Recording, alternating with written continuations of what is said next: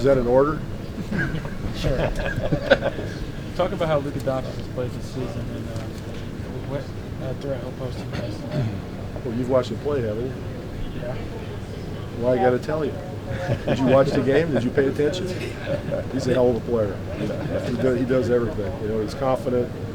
You got great style to him on top of everything else. He's wonderful to watch. What have you seen on film the way him and Porzingis have played together? You know, they've done great, but to be honest, I haven't watched all of his film.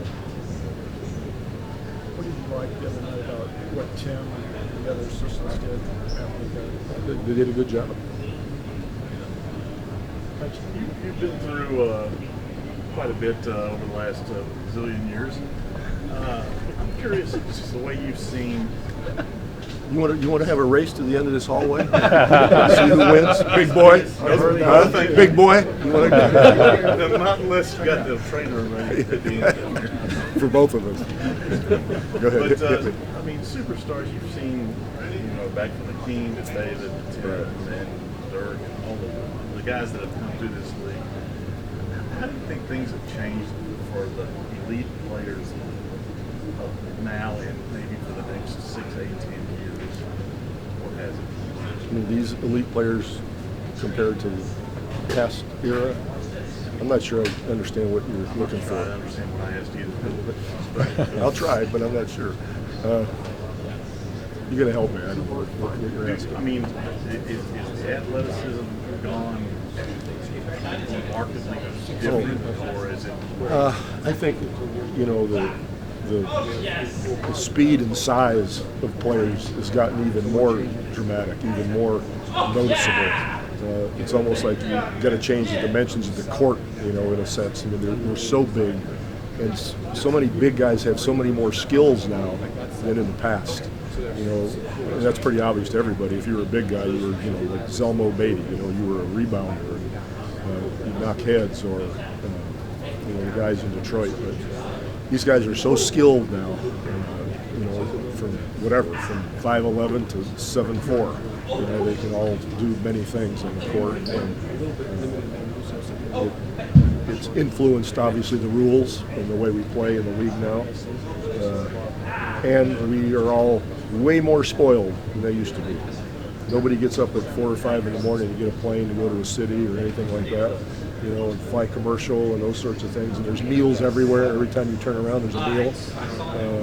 It's unbelievable. I know the old guys that played shake their heads like, what are these guys doing? You know, how can they complain about anything? You know, that sort of thing. So the style and the ease with which we have to do our jobs is much easier than it used to be.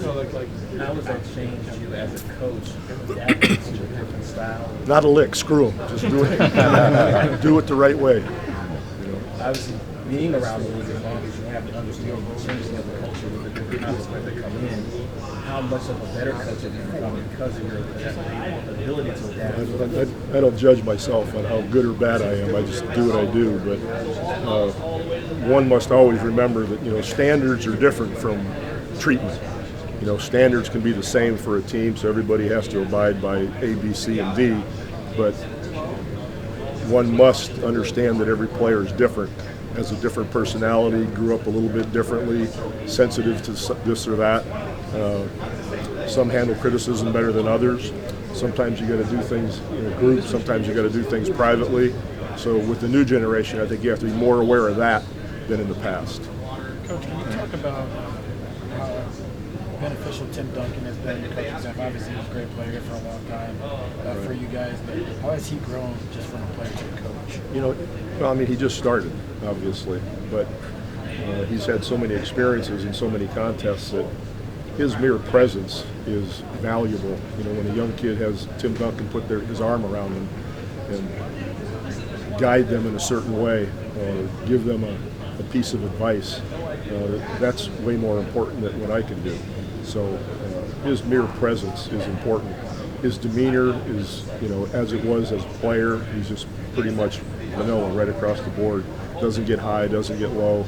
And no matter what happens, like we've won or lost, I don't know, 17 in a row now or something like that, and you wouldn't even know it. He just coaches them like it's the first game of the season, and you know, just go ahead. He's not going to be that guy's pondering over film for 18 hours in a row. At this point, his value right now is on the court with the guys teaching. And he's done a fine job. How does it feel to prepare for a Mavs team that now doesn't have Dirk first time forever? Well, I mean, it's basketball, so they have different players, and you prepare for them. Does it feel weird though to not have him Well, what on the felt other weird side? was coming in and seeing a picture of Dirk at the end of that hallway when I came in. I thought I was done with this guy. To have to look at him again before the game starts, you know. But he, as we all know, he was a handful and he was a class act and all that sort of thing. And that's why we honored him in our arena when he came in last year. It's always different coming onto a court and the star that was basically the backbone of the franchise is gone. It sort of gives you pause and makes you understand how fortunate you are to still be there, I guess. Because pretty soon I won't be. You have to drive in on a street. Exactly. Did they pick Dirk up to come to the arena, or does he just drive his car? Does he got a personal limo? He deserves it. Since the players are more big and athletic nowadays, you think we should widen the lane now? About that time? Oh gosh, that's an age-old argument. You know, our game is good as it is, and I'll leave all that stuff to the higher ups. I got no time to worry about those rules. You like the new coaches challenge rule? I don't understand it. What part of it you don't understand? All of it. I don't get it. I don't understand. So we get ready to take it away again? It'd be hard for me to say take it away. I mean, if I understood it and thought it was bad, then I'd say that.